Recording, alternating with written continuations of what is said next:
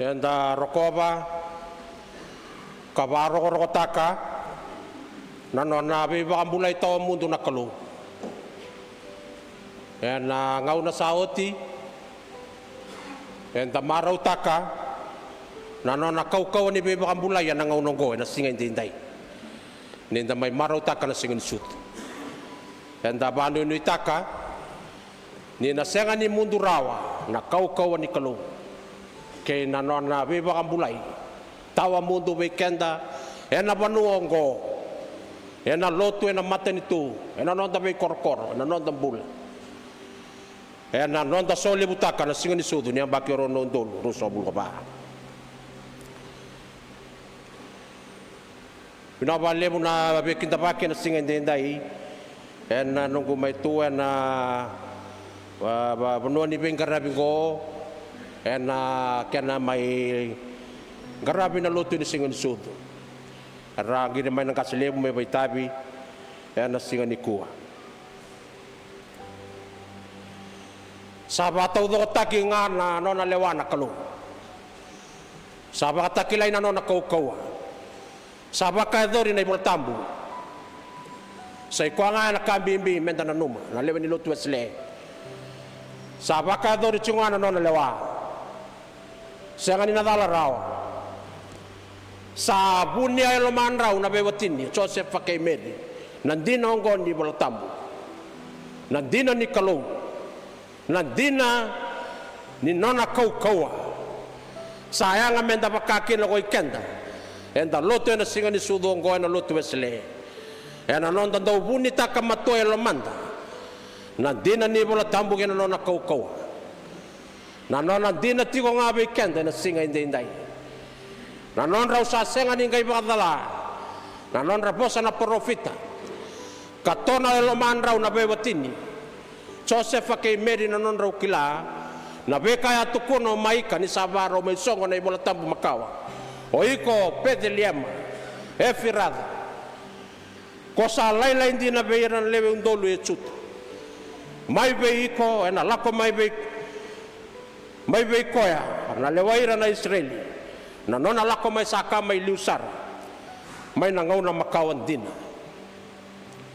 raw sa amaroroy na tikin ng gori raw sa lako kina sa kauti Mary rawan ni Lesolianga na baka dapat ni Mary ko Joseph mekaku ni kauti koya ni sati kombimbi iya sabu ni takalaman na sakila ni nasudu na mesaya na turang rawara katu na lewe bura-bura arato wara ka bolini na ibakatawan ni sipi may nabuno abido rawara katu na inuy kay Israel ni nabataw do taki na ibolatam sa kauti Mary sa kauta nawati nagipedeliam sa kilako koya ni sa nabataw do taki kina na kaukaw ni kalu sa nandina kina na ibolatam kina prophesy sa nabakadori na laman na bura-bura sa ikoya na itutugo binakatondua menda mararay na lamanda na lew ni Loti Centenary na nonda mararay lamanda na kandi na ni bosa ni kalu may bolatambo na nonda baka buto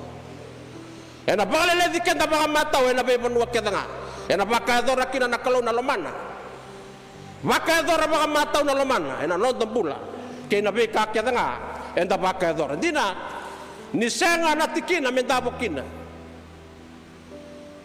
senga ni abaraw tagi ko na koro senga ni baraw tagi ko na banua senga ni baraw tagi ko na matinitu senga ni baraw tagi ko sa ibaray taki bakayalo nga kinanon dambula na bura-bura dambula kinanggo nanon da senga ni raw ni tikida na lamanda kenelonda menda baka durumi sukin senga ni raw ni da baka duruma ina lamanda nanon da ngangande nanon da lenga nanon da ndende na beka ndondo numakaibite na ngonongo siya na banua siya na lotu siya na matintu nanonda siya ni rawa ni tikida menda okata me duruma ni nangone tura ko tisu nanonda ngandre yan dundua nanonda mpula yan dundua nanonda ndendre nanonda besuki nanonda ibala-balada na beka endan rukakin enda siya ni ndong me baka durumi be tisu kanisto na inu kay burbur na sala na bulak kay nandina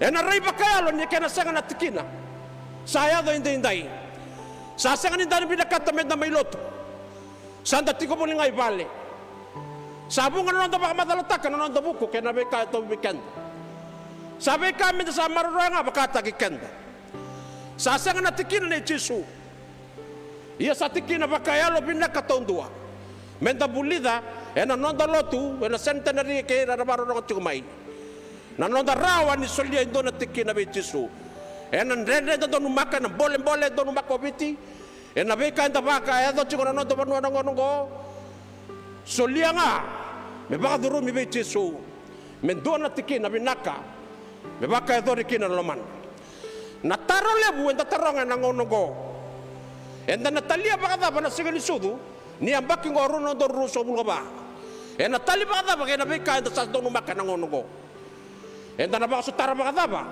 ena ngauna enda do numaka indai sana banua sana lotu sana matentu enda na bewe kanita ka baka ibe ena no dambula andun dua na sigani sudu ni ruso rondo ruso bulaba enda na bewe kanita ka baka da me anga be kanda na sigani sudu ngo baka ibe na be sigani mataka ena no dai lako ngo enda na banu ni taka baka ibe na sigani sudu sama ilia tamata na ngone tura ko Jesu enda na bewe kanita ka mendonu maka na be kakaya do nei mata ini sigani sudu enda na bewe kanita ka ena singa indai enda rai ni mata tu ke na banua etu kun to ka bango ena ngauna satu kun ni kina na lewana isisa Agosto na empara mai Roma me bolai na lewe ni banua to doko saba kau timanda na ibolongo ni sakoba na mai Syria o kiri nio ena banua ke na matentu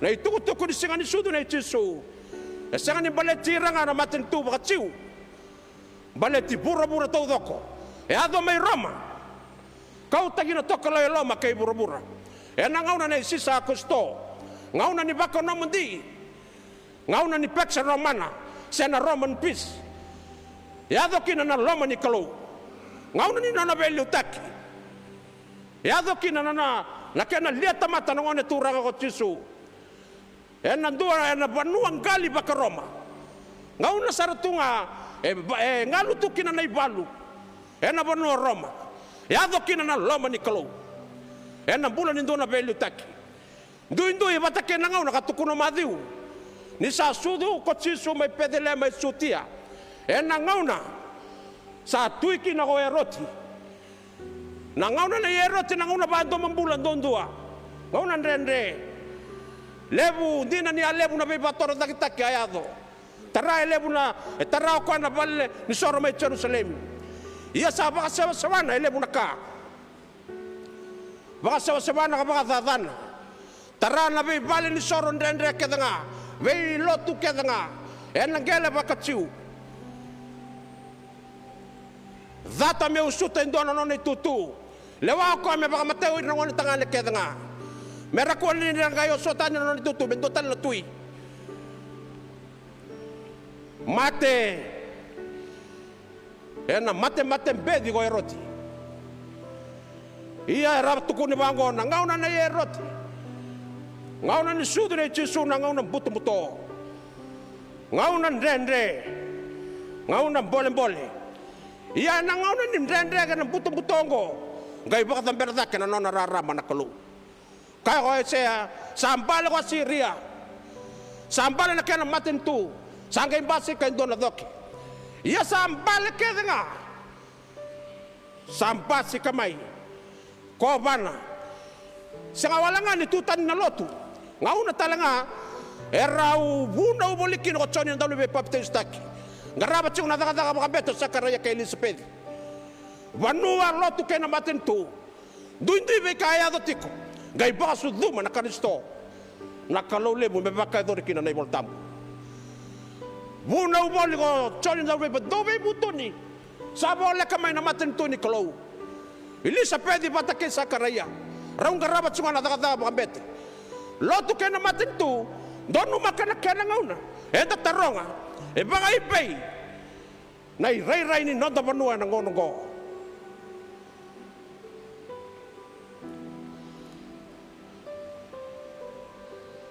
sambolea na beka ni baka suduma na Kristo me bewe kani na ngauna ni beli utaki na beli utaki binaka baka lotu baka banua baka matentu ni tali koya ni talia wa na Kristo na itau ke ni bura na itau ke ni bura koto na buto ngai baka ben na ram Basilica na Roman peace ngai studo na Kristo wuru na ubali ko choni sa Basilica mai raida na lami ni klo kau tatani na non rai bala bala na kai bura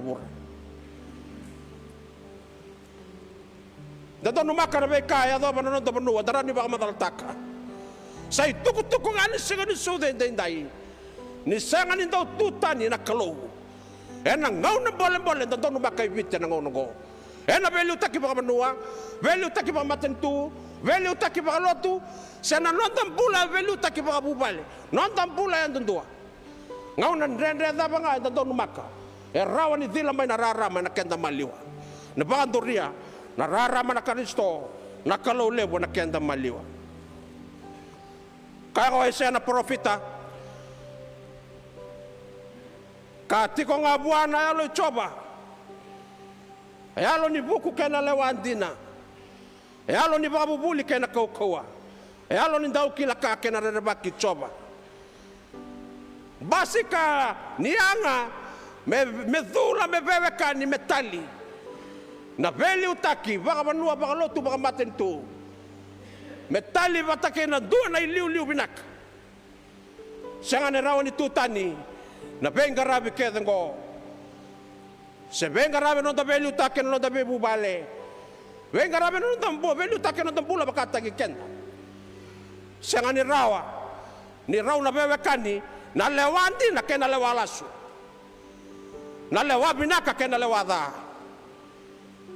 na lewa baka turanga kena lewa e baka samu taki nga na ka baka turanga ka baka marama ia sai koya na buni lewandina sai koya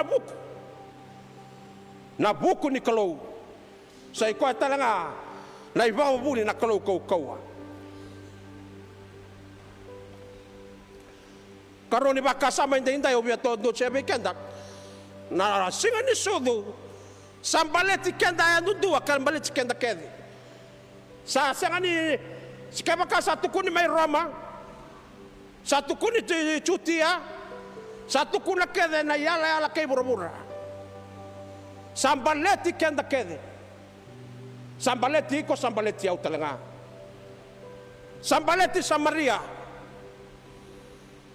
do ba dadani sa durumani na ngone turango Jesu raura ko cheme sa bata ke choni sa ro duruma ndo na bale ni kai Samaria ko Jesu choni bata ke chemes ro sa tukuna ni sa dur ko Jesu na lamani bale ke Samaria turanga me sala ngame na bukawanga balutumi me ba rusa ngai bosa na ngone turanga tukuna berau ni sas senga ni lako mai na lube ni tamata me baka mateira na tamata baka bulaira nga seo ko na kay Samaria daw loloma kena itala noa o ira na tamata daw biliraki sa lako beira ko Chisuru sa nanda na ipota kede ni loloma ni kalau kena nona kau o ira kede daw bilingi o ira kay Samaria era daw tutani sa tala no ataki na kay Samaria daw loloma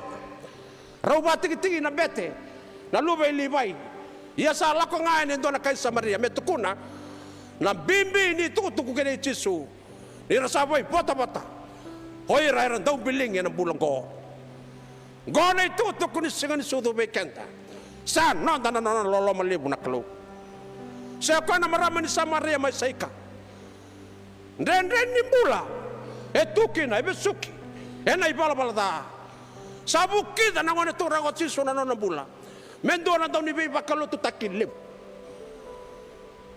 na nona duruma na nona bula ko Jesu solia wa indu na tikina menona lako ina koro adidikina le kautira mai na leon na koro mera mai raida na profita satu kuna na kandin sa nona na kay maten tutani Sangani non rangana tiu, non na kai maten tutani. Rarama me bararama takira, na bai maten tutani. Non na tiu, ia ena lewa ko ena matangali chekope. Non na dau komuna na bada. Me bakata kisakiusa. Tamata leka. Wanga rame rai di Jesu. Dau komuna bolinga na bada. Didi ko ena dona buni kau. Siro sombu mai. Au na tiko na nomu bale ndai. Dre ngona nonda soli. Na singa ni sude nonda. E nomu nongo. Da marroya. Me nonda na soli ni kalongo na nona koukoa. O ira na bala da na dong bilingi. Varau me dimba indu na kau belatai. Turanga ni ngai na numiau ni sala ko na nomuni matan tu. Dai ngandar na tiko mata mai paratais. Tamata da tukuna bango na kene bolo luke. Tamata da udakada. Tamata I bala da. Nanu miau nu sala ko nomuni matan tu. Dai ndar na tiko mata mai paratais. Nona nai bota. Nai bota ni singon sudu. Nai bota ni bebam bulai ni kalau. Nai bota ni lama ni kalau. E nona kokoya mata na kobeltai. Tamata daun dokai. O ira na daun dokai. Durumir ngone turango Jesu. Duruman on rabal na farisi. Asa kere ko ndo na farisi mekana batakaya. Asa dur kina na bale kokoya. Katiko sombu mekana. Era ta turanga butuniau. Lewae bunga. Ia sa nona talanga na butuniau. Na itu kuni singa ni sod. Nona talanga na rabua. Na italano ni singa ni sod na italano ni nona sirabu ko Jesu na rabua. Asa ba so duma na nona ulu matua. Nona ngone tangane. Bibi rakabua na isulu ni ngone. Waka dabar nona tikina na manu. Sa senga na tikini bure me nona tou. Na italano ni singa ni sodu. Na italano ni nona lakobo ko Jesu. 6 bulan rabun-rabua. Abuatan 6 bulan rabun-rabua. Iyo ko 6 bulan rabun-rabua ko. Sa vila kin na kalo-kalo. Satu bakan 2. Na kalo-kalo. Satu bakan 2 kin na balen rabun-rabua. Balen bedi. Kebakan rabun-rabua. Kebakan sang nakay tubig kanda. Kebakan malu-malumu. Embule laman na turango Jesu. Tu bakan dua na angilo na angilo sige na nona kalo na kalau. Enan 6 bulan rabun-rabua. Enda boy bota kina. Marama kena turanga daw robo kena ngone. Kona daw robo kambiu ti temana. Sulia mai beau na nongo bota me lako. Lako ko koya. Lebe butuni. Kona daw robo boy bota. Seo ko na ngone lewa. O meri na ngone lewa. Maro roi ko e binaka boli. Sa lako mai na kalau ka banga tagi ko. Ni maro rana no munimbula na ngone lewa. Ni maro rana no munimbula na dorobo. Ni kilana kalau. Ni kilana ibota ni singon sodungo. Kemu ni na ngone. Do laibir na ngone mero lako mai beau. Kaku ni tarobira. Non rongona. Non ramatin tu bakalo malay. Na singa ni sudu. San non da kede na lewe burbura. Sa singa ni doa bakuai kina. Ke bakai doa megai kani bakuai. Ulum bale na tina ni bala. Sa singa ni doa ulum bale. Ni na dingoma bakamba mangko sa ilingana. Na isoli ni kalau. Me solia na nona bula. Kabakaboya na nona bula. Meni Jesu Kristo.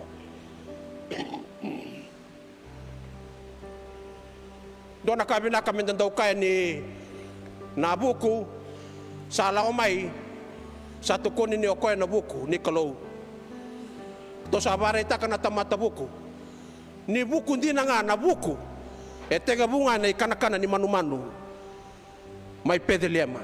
na bukundina e tega bua nei kana ni manu mai pedelema era to sa tamata buku tu ora to sanga lei du batale ki bua nei tau ke ni bukundina na buku na bosa matau na lewandina na kaukaua na nonda binaka e teke bua nei kana ni manu mai pedelema enda kauta ni na nonda ndrenga na nonda mura na nonda kamunanga benda lei tambori kenda be chisu ngori nei teka buni nonda kaukaua teka buni nonda ganga teka buni nonda binaka a teka buni nonda sautu teka buni be bakuru buitake na gayado menda teka bua nei kana ni manu mai pedele maninda duba kangaraba na tuini sautu na lube ni kalau na kalau kaukaua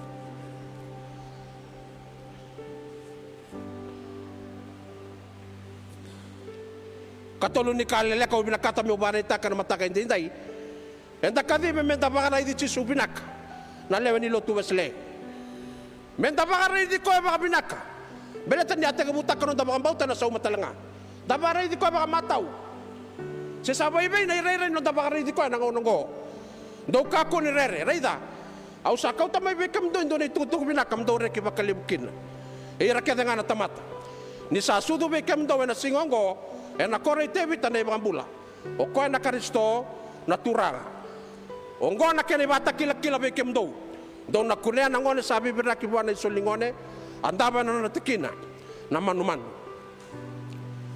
ndaba rai di chisu ba mata u ba binaka na ngono na lewe ni lotu wesle asanga ni roto ba ko taki na iba taw ni sipi merto la ko pedelema asanga ni tukuna berto sanga ba ando ni tukuni berto sanga ni tukuna berto nangilosi do dabutu do la ko pedele moro taunga sanga ni tukuna tikene chini kalima menda to mai la ko ki pedele ma sanga ni tukuna bagando nangilosi do la ko pedele ma o ko ele tukuna nga berto nei bata kila na kando na reidango e bibiraki bwana solo ningone ngona kene bata kila do na reida do na kila kina ngona mesa yandina ngona mesa yandina sabi biraki bwana isulu ningone mai pedeliema asani ngai tu talabanga angles dolako do dabutu dolako senga orto sangale tukuna na tikine tiliga lima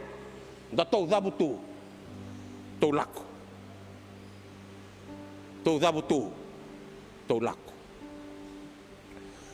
senga ni ndo wako ko ataki senga bando ni ndo wako ko ataki senga ni ndo wako ko ataki menda mai loto senga ni ndo wako ko ataki menda mai soliana no ndabula me chisu senga ni ndo wako ko ataki sakanga ni nonda bande takelo manda ninda sakilana imol tambu sakilana imol tambu sabara ramatagi kina enda saraida na beka sayado saraida na beka saraida man nondangase saraida ni sa giri chungana lali sa lao chungana lotu kanganda saraida ni sambula na kalau sambulia na burabura dato mai lako dato dabutu to lako kila indai sara lebu na ndu inda saraida sandu indui nai rai ni beka inda saraida nai rai ni nonda raida na klo sabaka takila berto nangilosi na kadro to na raida mai pedelema nangone sa andaba no tikin na manu bibiraki bwana isulu ningone ngondina na Kristo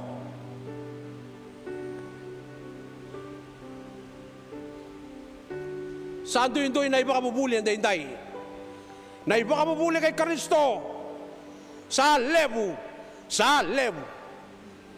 sanda thokay kya da tose kya sa lebu bata kena iba kabubuli sa lebu talaga na matanggali sulu sa baka sulu mamay na iray kay Kristo na iray ni sulu ba Kristo enda sa ngolekin sa baka sulumi sa bibira kibuana isulu ningone sa duinduy talanga nakain da sa bakador nangonongo duinduy na iwale-wale ni nondang garabo na Kristo wale-wale ni beka tuendai sa boroka na banua boroka na kor sa boroka na binduinduy na beka kau tamay na kenay-ray-ray ia sa mararay na banuanggo ninda banday takelamanda nda tau dabutu tau lako na bakang bautan day na bakang bautan dina na bakang bautan sabsaba tau dabutu tau lako tolereida na bosa ni kalau de sayanga menda sa baka sanggarang matuasar nai rai ke Kristo enda tukuna na madongo menda bakale suamai nai rai ke Kristo na lomen lotuesle nai rai dava nai rai ke Jesu Kristo na lomen lotuesle na ngonko sana no manang kaslebu ena bagi mengo mesa ora no ulul takatale menda la beta take na daka ni bengarabe na lomen lotuesle enda sa tuba ka manggosa na singa indai enda senga ni bako kotaki ia sa kani lo manda kenelonda to dabutu tolereida ngone sa tukuni be kenda to sa tukuni be kenda mai na bonua bido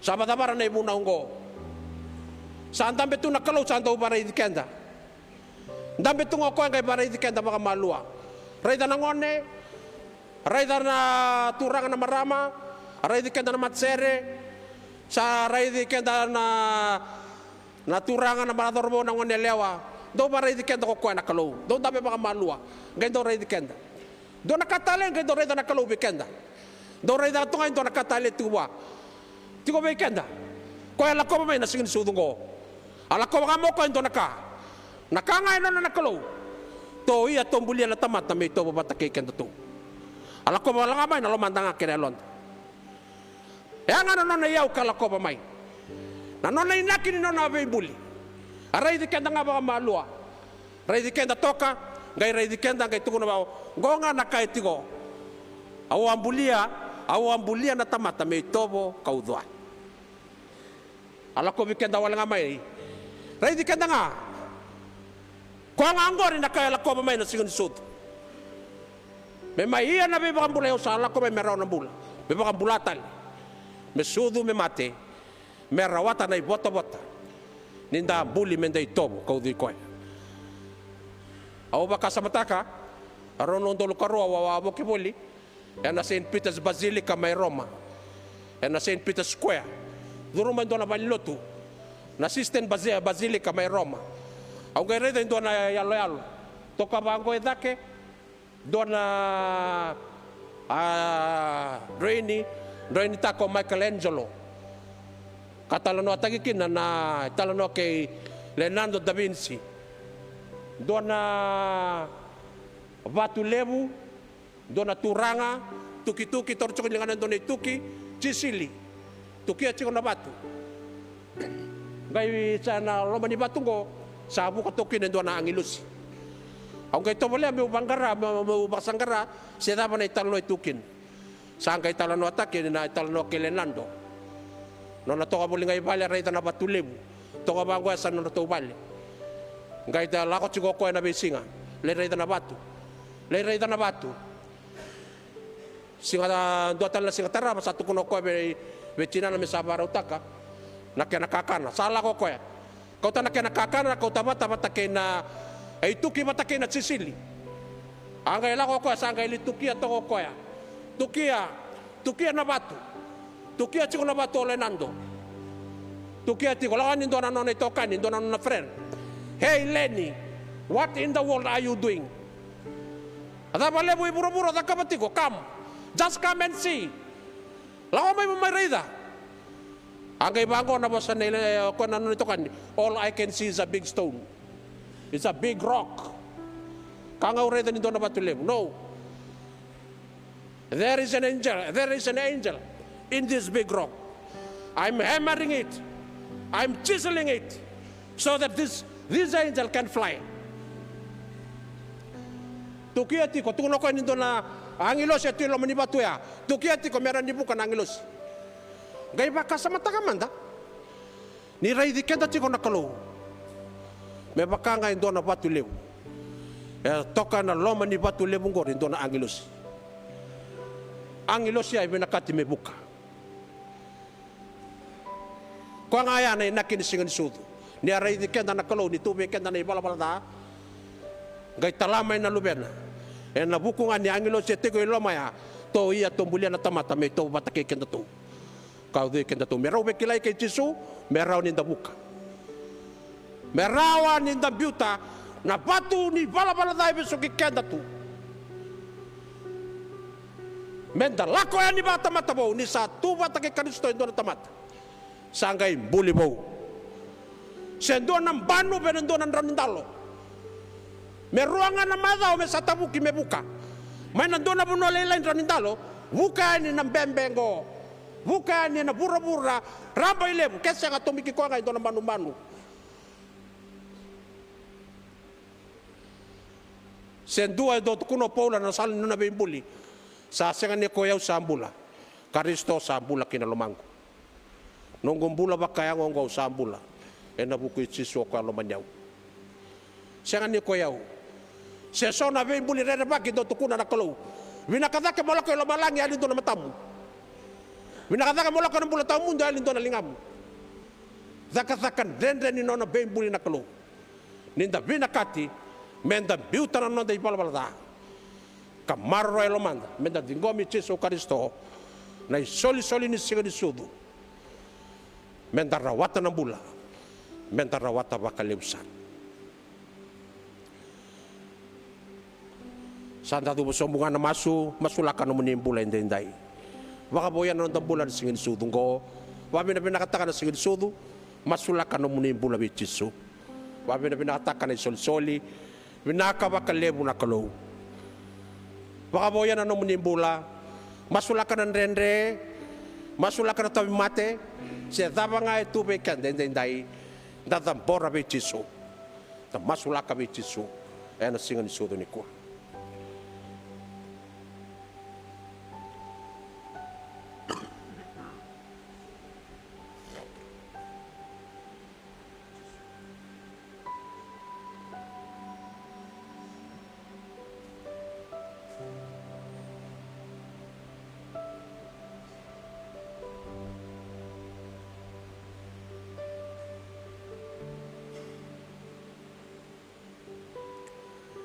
Era sa amaso na muni lewen ni lotu nakalogo be kemani kemamitingoma wabi na binaka na isoli-soli na Jesu Kristo ginanema mimbul na wale nakalo na sa tabi na non rambulan na non rangangan masu ibe sa tabi na singin dinday na Jesu ne mami turanga kane mami wakambula.